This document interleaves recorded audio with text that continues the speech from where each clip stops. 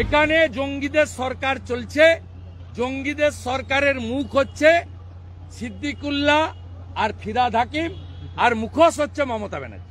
জঙ্গিদের সরকার তো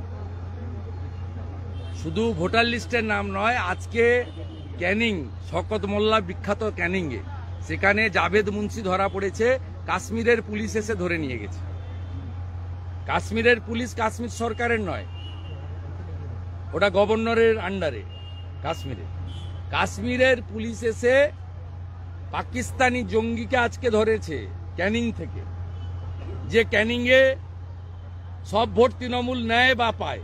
যেমন জেঠথানে গত লোকসভা ভোটে যেখানে লুট করলো ভোট, সেখানে 2টা ভোট সিপিএম পেয়েছে, বাকি সব ভোট তোলামূল পেয়েছে।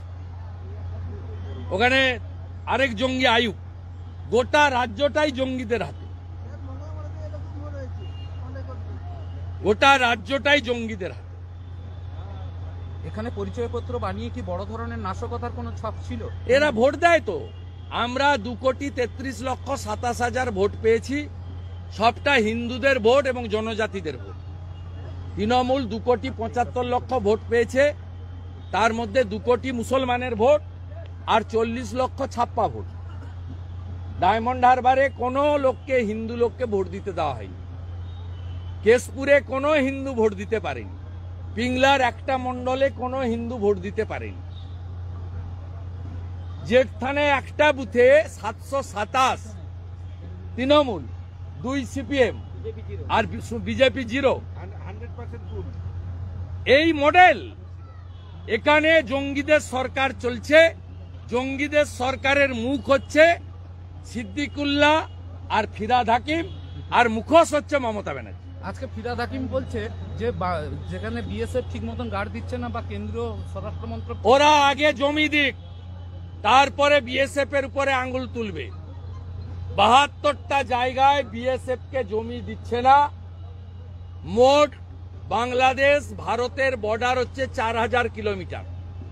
তার মধ্যে মেঘালয়, ত্রিপুরা, আসাম বাদ দিলে পশ্চিমবঙ্গে হচ্ছে 2200 কিলোমিটার।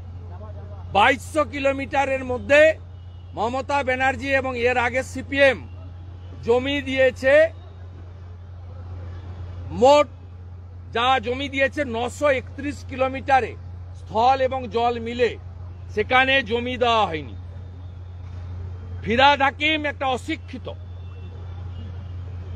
ফিরহাদ হাকিম আগে জমি যা চেয়েছে ভারত সরকার দিয়ে দিক, তারপরে বিএসএফ যদি কাঁটাতার দিতে না পারে, অনুপ্রবেশ আটকাতে না পারে, তখন কথা আওয়াজ তুলবেন, আমরাও সঙ্গ দেব। আমরা কেউ ভুল করলে তাকে গার্ড করি না। আমি নিজেই বলেছি যে আরজি করের কেসে বেলেবল সেকশনে চার্জশিট হতো, সিবিআই চাইলে দিতে পারত। তা সিবিআই মানেই তার সব কাজকে সমর্থন করতে হবে, বিএসএফ মানেই তার সব কাজকে সমর্থন করতে হবে, এটা আমরা ভারতীয় জনতা পার্টি বলে না। আমরা পশ্চিমবাংলার জনপ্রতিনিধিরা বলি না। আমরা কালোটা কালো বলি, সাদাটা সাদা বলি। আগে জমি দিন বিএসএফ কে, তারপরে লেকচার মারবে। এখানে জঙ্গিদের সরকার চলছে। জঙ্গিদের সরকারের মুখ হচ্ছে সিদ্দিকুল্লাহ আর ফিরহাদ হাকিম, আর মুখোশ হচ্ছে মমতা ব্যানার্জি।